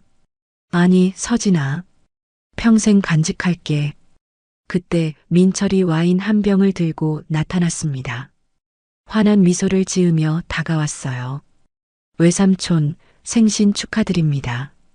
제가 직접 골라온 와인입니다. 정우가 고개를 끄덕였습니다. 민철에 대한 경계심이 있었지만 생일날 조카를 내칠 수는 없었어요. 고맙다, 민철아. 민철이 와인을 따라 잔에 담았습니다.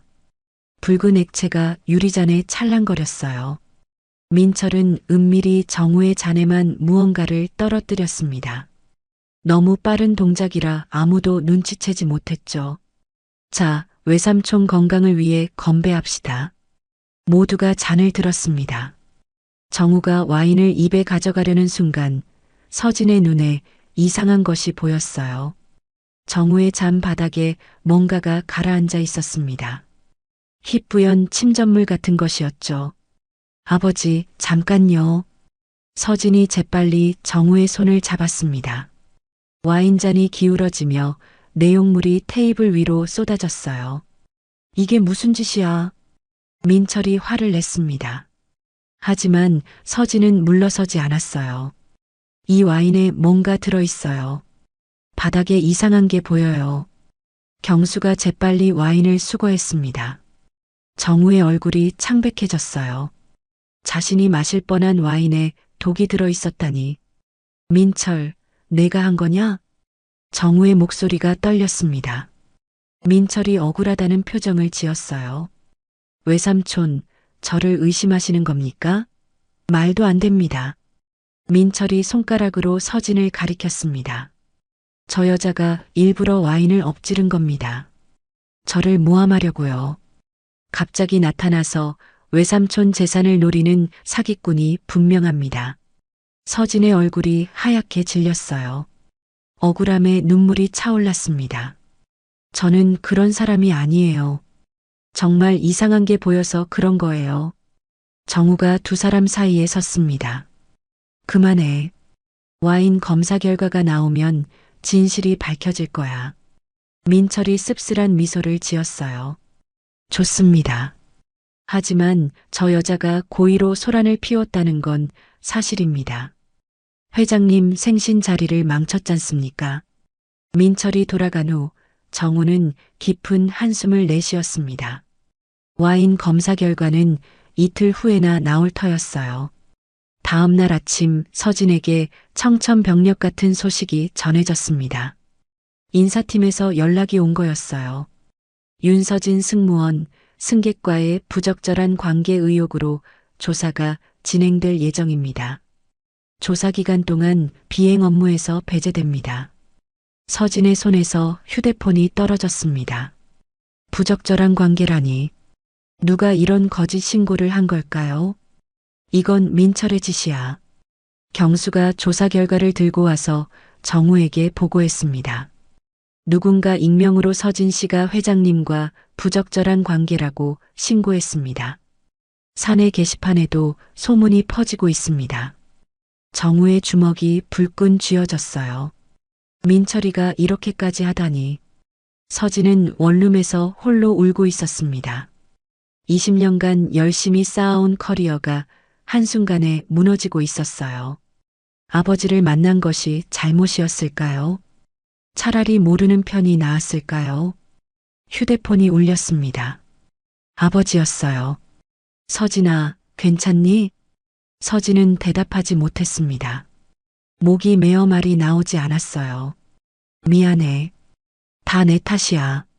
널 지키지 못해서. 정우의 목소리도 떨리고 있었습니다. 아버지 잘못 아니에요. 그냥 제가 운이 없는 거예요. 서진은 전화를 끊고 창밖을 바라보았습니다. 하늘에 먹구름이 가득 끼어 있었어요. 20년 만에 찾은 가족인데 이렇게 끝나는 걸까요? 모든 것이 무너져 내리는 것 같았습니다. 그때 경수에게서 연락이 왔어요. 와인 검사 결과가 나왔습니다. 디곡신이라는 심장 약물이 검출됐습니다. 과량 복용하면 치명적인 성분입니다. 정우의 얼굴이 일그러졌습니다. 민철이 정말로 자신을 죽이려 했던 거였어요. 증거는 있나? 민철 부사장과 직접 연결된 증거는 없습니다. 와인은 업체에서 배송받은 것이고 중간에 누가 손을 댔는지 확인이 안 됩니다. 정우는 주먹으로 책상을 내리쳤습니다. 증거가 없으면 민철을 처벌할 수 없었어요. 그리고 서진은 여전히 정직 상태였습니다. 창밖으로 비가 내리기 시작했습니다. 20년 만에 찾은 행복이 손가락 사이로 빠져나가고 있었어요. 정우는 눈을 감았습니다. 이대로 무너질 수는 없었습니다. 반드시 방법을 찾아야 했어요. 서진의 원룸에서는 민지가 찾아와 있었습니다. 서진아, 밥은 먹었어? 서진은 고개를 저었어요. 이틀째 아무것도 먹지 못하고 있었습니다. 언니, 나 어떻게 해야 해? 아버지를 만난 게 죄야? 민지가 서진을 꼭 안아주었어요. 내 잘못 아니야. 나쁜 건 저 민철이란 사람이지. 서진은 민지의 품에서 한참을 울었습니다. 보육원에서 자랄 때도 이렇게 힘들지는 않았어요. 가족이 없어서 외로웠지만 적어도 희망은 있었습니다. 언젠가 가족을 찾게 될 거라는 희망이요. 그런데 지금은 찾은 가족 때문에 모든 것을 잃고 있었어요. 그래도 포기하면 안 돼. 아버지가 분명 방법을 찾으실 거야. 민지의 말에 서진은 고개를 끄덕였습니다. 하지만 마음 한구석에서는 불안감이 가시지 않았어요. 성북동 저택에서 정우는 밤새 서재에 앉아 있었습니다. 오르골을 열어 자장가를 들으며 생각에 잠겼어요. 미경아, 어떻게 해야 할까? 또다시 수아를 잃을 것 같아. 정우의 눈에서 눈물이 흘러내렸습니다. 20년간 견뎌온 고통보다 지금이 더 힘들었어요. 눈앞에서 딸이 무너지는 걸 지켜봐야 하니까요. 새벽 4시 정우는 결심했습니다.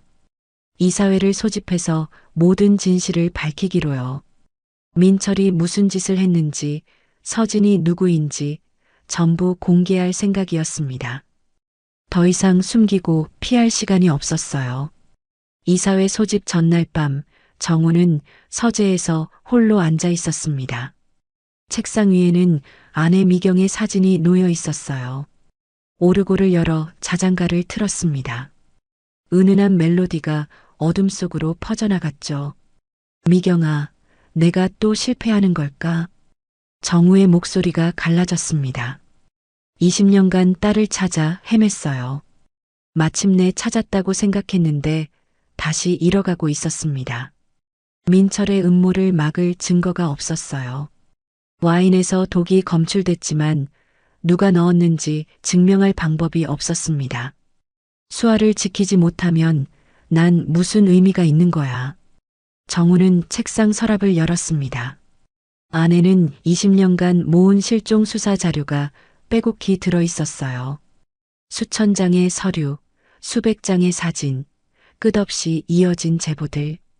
그 모든 노력이 헛되이 될 것 같았습니다. 그때 문이 열리며 경수가 들어왔어요. 회장님, 이 시간에 왜 안 주무십니까? 정우가 고개를 저었습니다. 잠이 안 와. 내일 이사회에서 뭐라고 말해야 할지 모르겠어. 경수가 조심스럽게 다가왔어요. 회장님, 사실 드릴 말씀이 있습니다. 정우가 고개를 들었습니다. 경수의 표정이 심상치 않았어요. 뭔데? 20년 전 일입니다. 사실 저는 그날 현장에 없었지만 나중에 조사하면서 알게 된 게 있습니다. 정우의 눈이 번쩍였어요. 말해봐. 그날 공항 기념식장에서 수아 아가씨를 마지막으로 본 사람이 있습니다. 당시 행사 스태프였던 사람인데 아가씨가 누군가에게 이끌려 나가는 걸 봤다고 했어요. 정우의 심장이 쿵 내려앉았습니다. 누구한테? 정장을 입은 젊은 남자였다고 합니다. 얼굴은 기억 못하지만 왼쪽 손목에 특이한 시계를 차고 있었다고 해요. 금색 뱀 모양이 새겨진 시계요. 정우의 얼굴이 창백해졌습니다. 그 시계를 알고 있었어요. 민철이 25살 생일에 선물 받은 시계였습니다. 20년 전이면 민철은 27살이었죠. 설마 민철이가. 정우의 손이 부들부들 떨렸습니다. 조카가 자신의 딸을 유괴했다는 말인가요?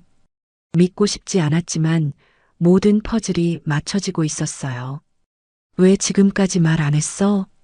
확실한 증거가 없었습니다. 그리고 그 목격자가 얼마 전에 세상을 떠났어요. 하지만 유품 정리 중에 당시 적어놓은 메모가 발견됐습니다. 경수가 낡은 종이 한 장을 내밀었어요. 정우가 떨리는 손으로 받아들었습니다. 2004년 7월 15일 기념식장 뒤편에서 어린 여자아이가 남자에게 끌려가는 것을 목격. 아이는 울고 있었음. 남자의 왼손에 금색 뱀 시계. 정우의 눈에서 눈물이 쏟아졌습니다. 분노와 슬픔이 뒤섞여 가슴이 터질 것 같았어요. 20년간 곁에 두고 키워온 조카가 범인이었던 겁니다. 그 녀석이 내 딸을. 정우는 두 주먹으로 책상을 내리쳤습니다. 책상 위의 물건들이 바닥으로 쏟아졌어요. 오르골이 떨어지며 뚜껑이 열렸습니다. 자장가가 다시 흘러나왔죠. 같은 시각 서진은 원룸에서 천장을 바라보고 있었습니다. 이틀째 제대로 먹지도 자지도 못했어요. 눈이 퉁퉁 부어 있었습니다. 휴대폰이 울렸어요. 아버지였습니다. 서진아, 아직 안 잤니? 네, 아버지도요? 잠시 침묵이 흘렀습니다. 전화기 너머로 아버지의 떨리는 숨소리가 들렸어요. 서진아, 미안해. 20년 전 일이 밝혀졌어. 서진이 자리에서 벌떡 일어났습니다. 무슨 말씀이세요? 민철이가 너를 유괴한 범인이야. 증거가 나왔어. 서진의 머릿속이 하얘졌습니다. 유괴. 그 단어가 귓가에서 맴돌았어요. 내일 이사회에서 전부 밝힐 거야. 민철이를 처벌하고 너를 내 딸로 공식 발표할 거야. 서진의 눈에서 눈물이 흘러내렸습니다. 20년간 몰랐던 진실이 드디어 밝혀지는 거였어요. 아버지, 저 무서워요. 괜찮아. 내가 지켜줄게. 이번에는 절대 널 놓치지 않을 거야. 전화를 끊고 서진은 팔찌를 바라보았습니다. 은빛 달이 창문 너머 달빛에 반짝이고 있었어요. 엄마가 남겨준 팔찌. 20년간 자신을 지켜준 부적. 이제 그 의미를 알게 되었습니다. 엄마, 내일이면 모든 게 끝나요. 서진은 팔찌를 가슴에 안고 눈을 감았어요. 어둠 속에서 희미한 빛이 보이기 시작했습니다. 20년간 닫혀있던 문이 열리려 하고 있었어요. 내일이면 모든 진실이 밝혀질 터였습니다. 성북동 저택에서 정우는 서재 바닥에 주저앉아 있었습니다. 손에는 경수가 건넨 메모가 구겨져 있었어요. 20년간 곁에 두고 아들처럼 키운 조카가 범인이었다니. 배신감과 분노가 가슴을 찢어 놓았습니다. 어떻게 그럴 수가 있어? 내 손으로 어린 아이를. 정우는 민철의 어린 시절을 떠올렸어요. 여동생이 일찍 세상을 떠나고 홀로 남겨진 조카를 친자식처럼 돌봤습니다. 최고의 교육을 시키고 회사 경영을 가르치고 후계자로 키웠죠.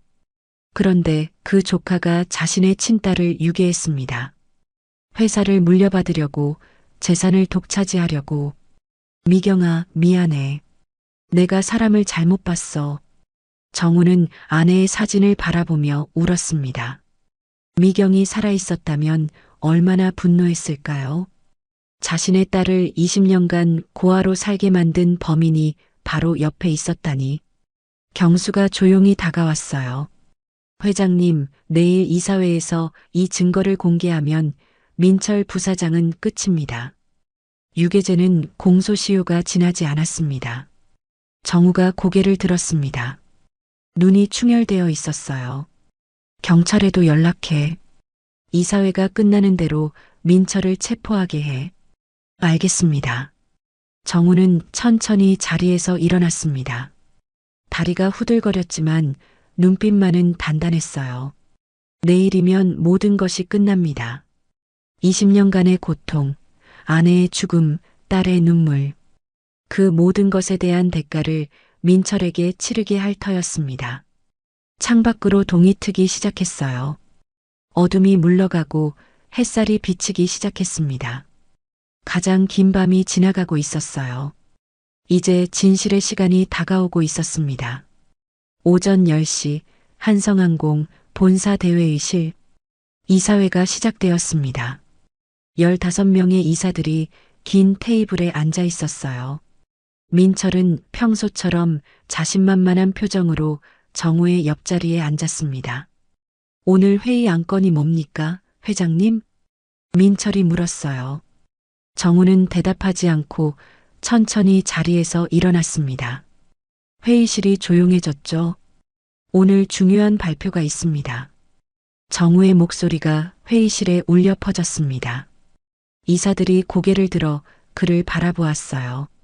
먼저 20년 전 실종된 제 딸 한수아가 살아있다는 것을 알려드립니다. 회의실이 술렁였습니다.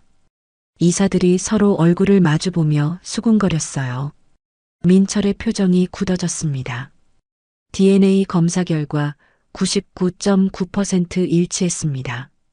제 딸은 현재 우리 회사 승무원으로 근무하고 있습니다. 정우가 손짓하자 회의실 문이 열렸어요. 서진이 들어왔습니다. 긴장한 표정이었지만 눈빛은 단단했어요. 이 사람이 제 딸 한수아입니다. 20년간 윤서진이라는 이름으로 살아왔습니다. 이사들 사이에서 탄성이 터져 나왔어요. 민철의 얼굴이 창백해졌습니다. 외삼촌, 이게 무슨... 아직 끝나지 않았다. 정우가 민철을 차갑게 바라보았습니다. 20년 전 제 딸을 유괴한 범인이 누구인지도 밝혀졌습니다. 회의실이 얼어붙었어요. 모든 시선이 정우에게 집중되었습니다. 당시 목격자의 진술에 따르면 범인은 금색 뱀 모양 시계를 차고 있었습니다. 정우가 민철의 손목을 가리켰어요. 민철이 무의식적으로 손목을 감쌌습니다. 그의 손목에는 20년간 차고 다니던 금색 시계가 있었어요. 저 시계는 내가 민철이 25살 생일에 선물한 거야. 뱀 모양이 새겨진 한정판이지. 민철의 얼굴이 일그러졌습니다. 외삼촌, 이건 모함입니다. 증거도 없이 저를 범인 취급하시는 겁니까? 정우가 서류 봉투를 꺼내 테이블 위에 던졌어요. 여기 목격자의 메모가 있어. 그리고 일주일 전 내 와인에서 검출된 독극물 성분 분석 결과도 있지. 이사들이 웅성거리기 시작했습니다. 민철이 와인에 독을 넣었다는 말에 모두가 충격받은 표정이었어요. 내가 20년 전 내 딸을 유괴했어. 그리고 일주일 전에는 나까지 죽이려 했지. 민철이 자리에서 벌떡 일어났습니다. 증거 없는 모함입니다. 저는 결백합니다. 그때 회의실 문이 열리며 경찰들이 들어왔어요. 민철의 얼굴이 흙빛으로 변했습니다. 한민철 씨, 미성년자 유괴 및 살인미수 혐의로 체포합니다. 민철이 뒤로 물러섰어요. 하지만 도망칠 곳은 없었습니다. 경찰들이 그의 양팔을 잡았죠. 외삼촌, 제가 그동안 회사를 위해 얼마나 헌신했는데. 민철이 발버둥 쳤습니다. 정우가 천천히 다가갔어요.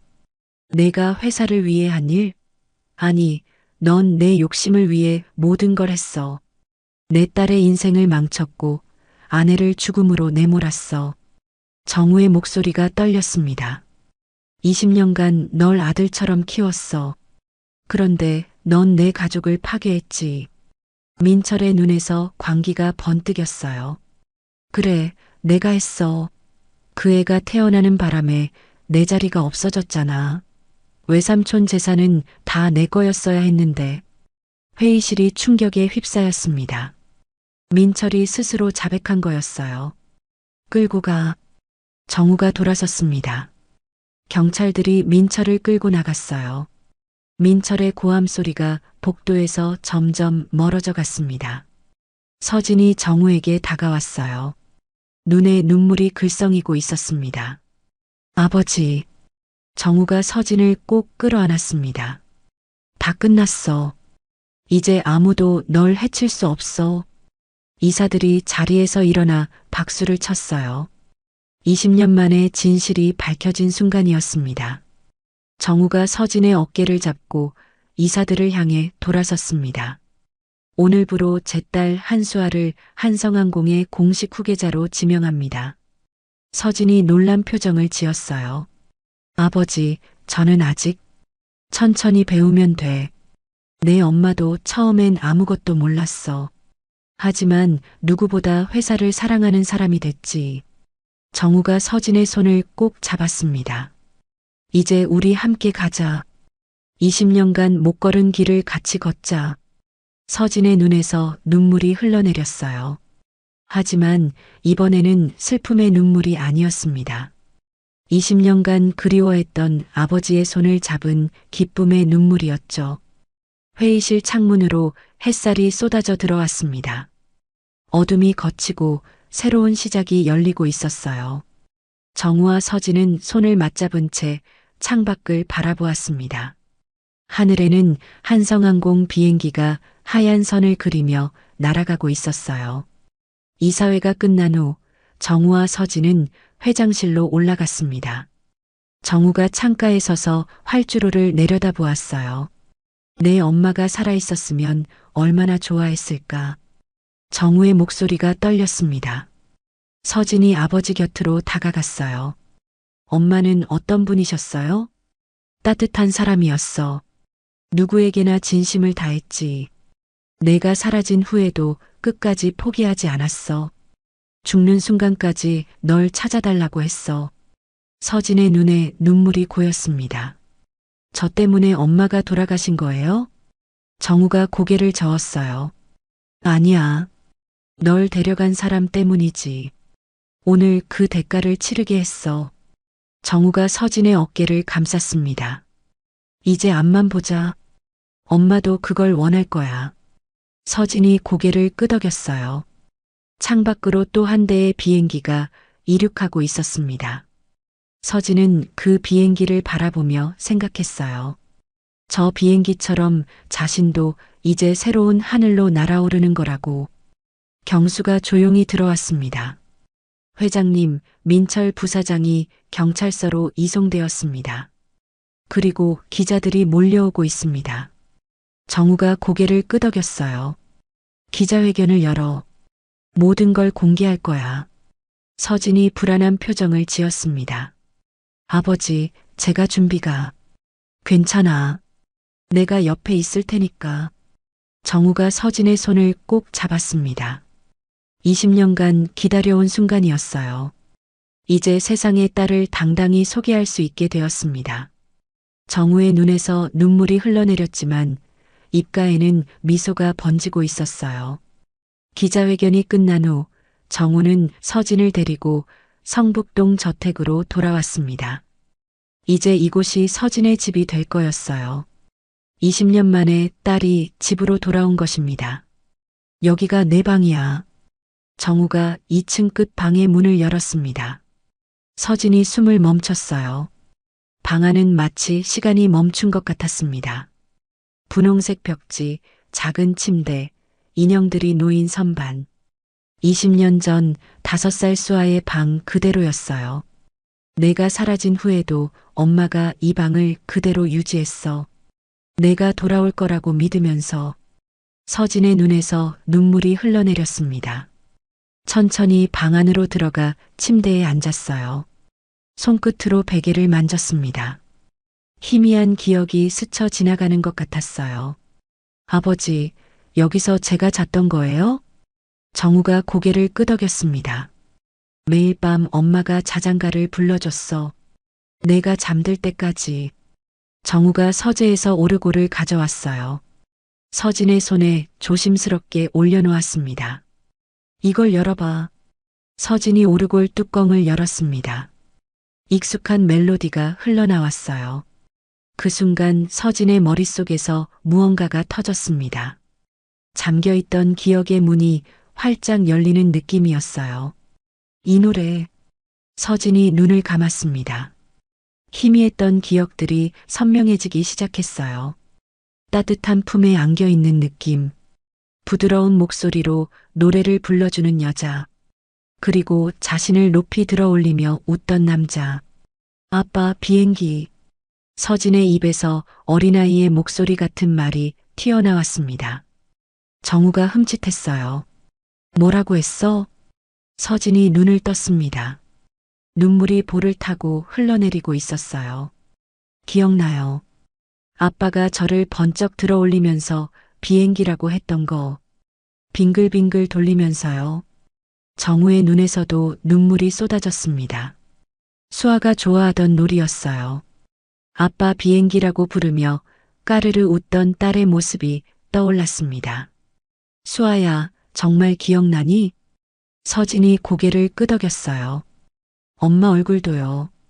피아노 치면서 노래 불러주시던 거. 그리고 이 팔찌. 서진이 손목의 팔찌를 들어 보였습니다. 엄마가 채워주셨어요. 우리 수아 지켜줄 거라고 하시면서. 정우가 서진을 꼭 끌어안았습니다. 20년간 잃어버렸던 딸이 기억을 되찾은 거였어요. 두 사람은 한참을 서로 아는 채 울었습니다. 해가 저물고 저녁이 되었어요. 정우와 서진은 거실 소파에 나란히 앉아 앨범을 넘기고 있었습니다. 수아가 태어났을 때부터 5살까지의 사진들이었어요. 여기 첫 돌 사진이야.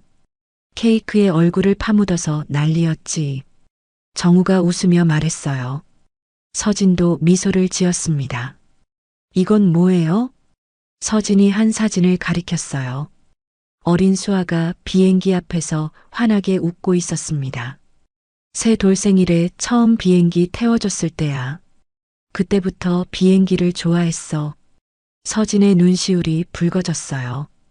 그래서 제가 승무원이 됐나 봐요. 이유도 모르면서 비행기가 좋았거든요. 정우가 서진의 손을 꼭 잡았습니다. 내 안에 수아가 계속 살아있었던 거야. 기억은 잃어버렸어도 마음은 기억하고 있었던 거지. 서진이 고개를 끄덕였어요. 가슴 깊은 곳에서 따뜻한 무언가가 차오르는 것을 느꼈습니다. 20년간 비어있던 자리가 채워지는 느낌이었어요. 그때 가정부 순자가 들어왔습니다. 손에 낡은 상자를 들고 있었어요. 회장님, 이건 사모님이 남기신 거예요. 아가씨가 돌아오면 전해달라고 하셨어요. 정우가 상자를 받아들었습니다. 떨리는 손으로 뚜껑을 열었어요. 안에는 편지 한 통과 은색 팔찌가 들어 있었습니다. 서진이 차고 있는 것과 똑같은 쌍둥이 팔찌였어요. 엄마 팔찌야. 엄마가 내 것과 똑같은 걸 차고 있었어. 정우가 편지를 펼쳤습니다. 미경의 필체였어요. 사랑하는 수아에게. 이 편지를 읽고 있다면 넌 집으로 돌아온 거겠지. 엄마는 내가 꼭 돌아올 거라고 믿었어. 하루도 빠짐없이 기도했단다. 이 팔찌를 내 것과 함께 간직해줘. 엄마가 항상 내 곁에 있을 거야. 사랑해, 우리 수아. 서진이 편지를 가슴에 안고 울었습니다. 한 번도 만나지 못한 엄마였지만 이 순간 엄마의 사랑이 온몸으로 느껴졌어요. 정우가 쌍둥이 팔찌를 서진의 손목에 채워주었습니다. 이제 두 개의 달이 나란히 빛나고 있었어요. 엄마가 늘 내 곁에 있을 거야. 그리고 나도. 서진이 아버지를 꼭 안았습니다. 아빠 사랑해요. 찾아줘서 고마워요. 정우의 눈에서 눈물이 흘러내렸어요. 20년간 듣고 싶었던 말이었습니다. 딸의 사랑 고백을. 창밖으로 달이 밝게 떠올랐습니다. 두 개의 팔찌에 새겨진 달과 똑같은 모양이었어요. 마치 하늘에서 미경이 두 사람을 지켜보고 있는 것 같았습니다. 다음 날 아침 서진은 엄마의 묘소를 찾았습니다. 정우가 함께였어요. 묘비 앞에 국화꽃을 놓고 두 손을 모았습니다.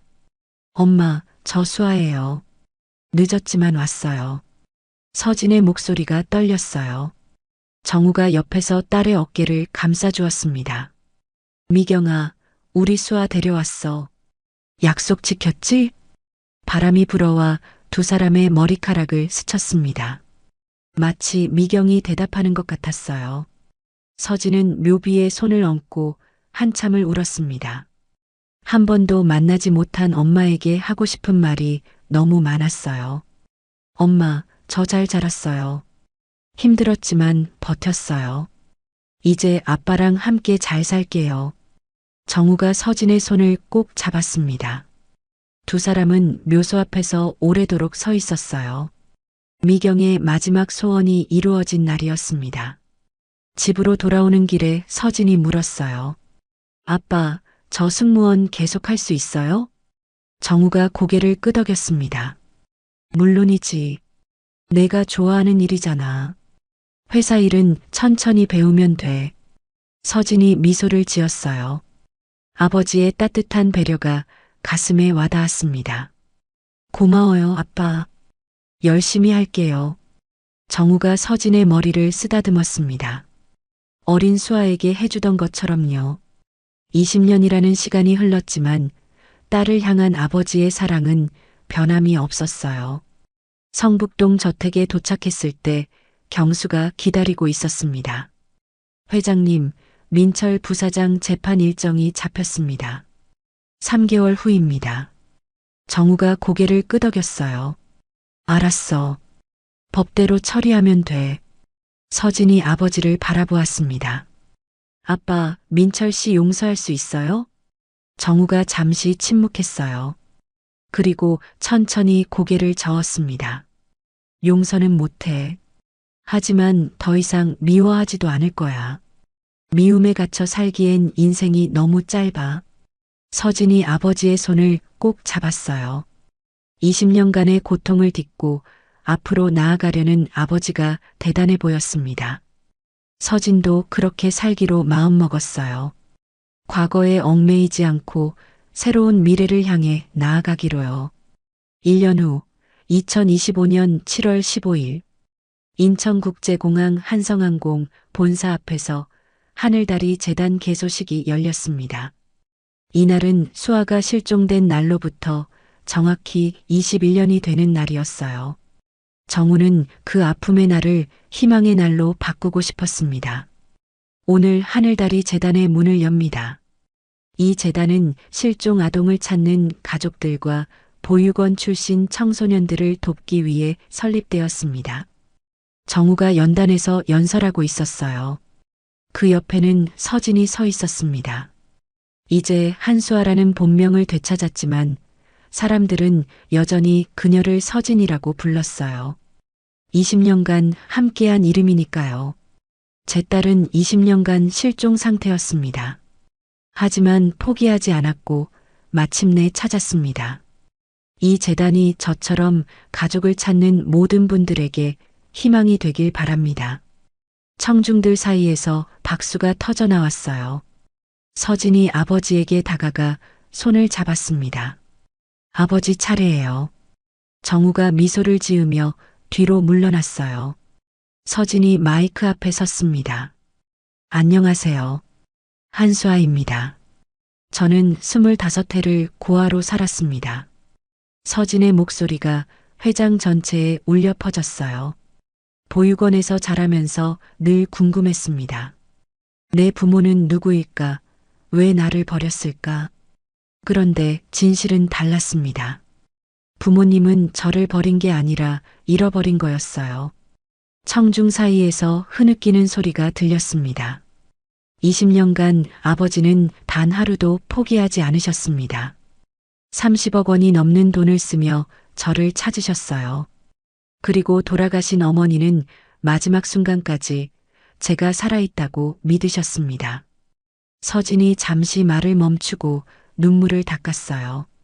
하늘다리 재단은 그런 부모님의 사랑으로 만들어졌습니다. 실종 아동을 찾는 가족들에게 법적, 경제적 지원을 할 것입니다. 그리고 보육원 출신 청소년들의 자립을 돕겠습니다. 서진이 청중을 바라보았습니다.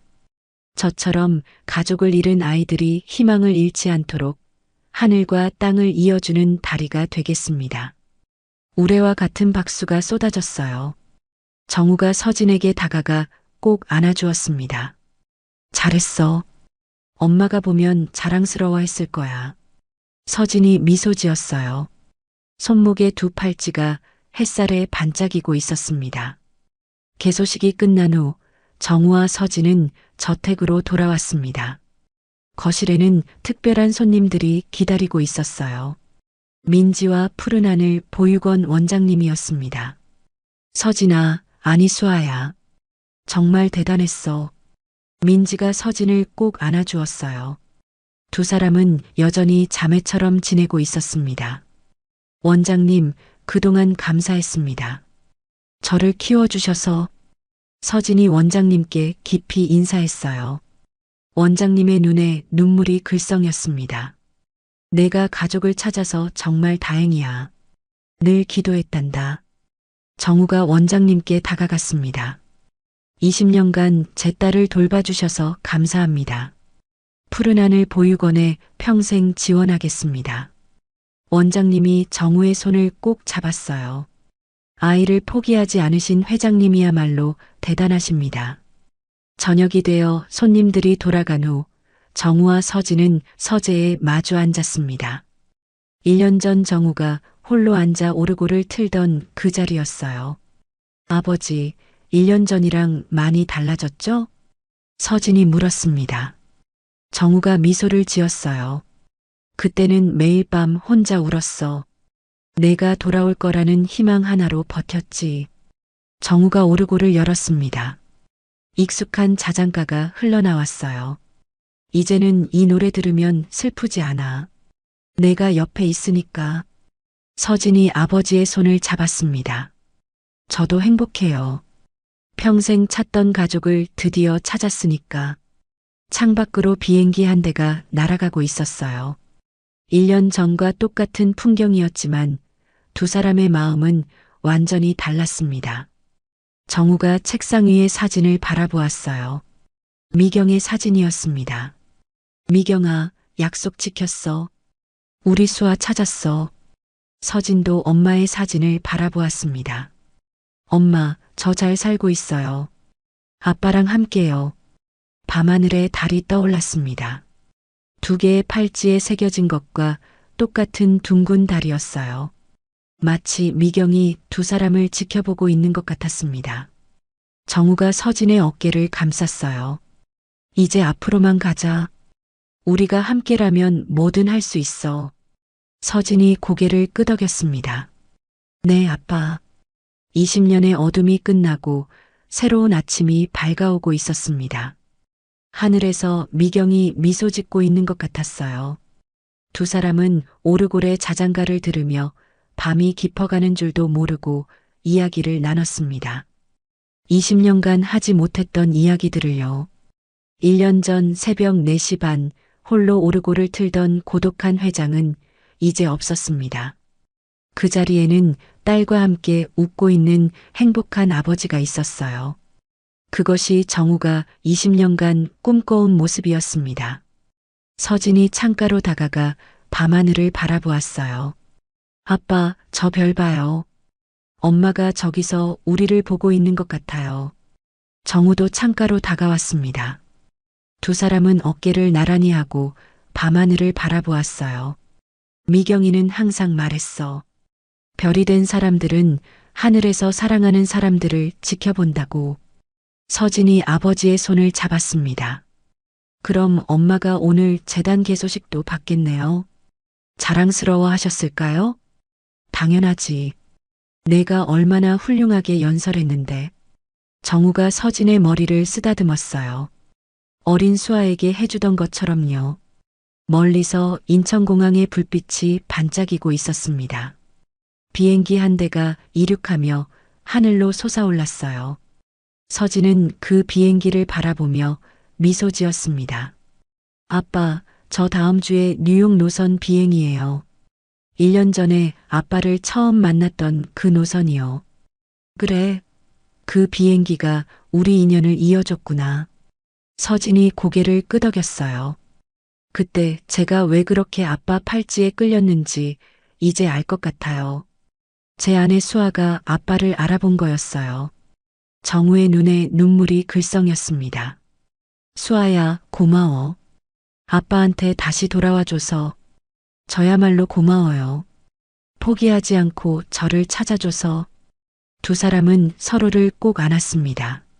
창문 너머로 달빛이 쏟아져 들어왔어요. 두 개의 팔찌가 그 빛을 받아 영롱하게 빛났습니다. 엄마가 남겨준 사랑의 증표였죠. 21년 전 잃어버린 가족을 되찾기까지 정우와 서진은 먼 길을 걸어왔습니다. 하지만 이제 그 여정이 끝났어요. 아니, 새로운 여정이 시작된 거였습니다. 함께 걸어갈 길이 아직 많이 남아 있었으니까요. 밤이 깊어갔습니다. 하지만 성북동 저택의 서재에는 따뜻한 불빛이 새어나오고 있었어요. 그 안에서 아버지와 딸이 행복하게 웃고 있었습니다. 20년간 기다려온 그 순간을요. 지금까지 한 가족의 재회 이야기를 들어주셔서 감사합니다. 이 가족에게 하고 싶은 이야기가 있거나 응원을 해주고 싶다면 댓글 달아주세요. 그럼 오늘도 건강한 하루 되시고 다음에도 좋은 이야기로 찾아오겠습니다. 인생은 드라마였습니다.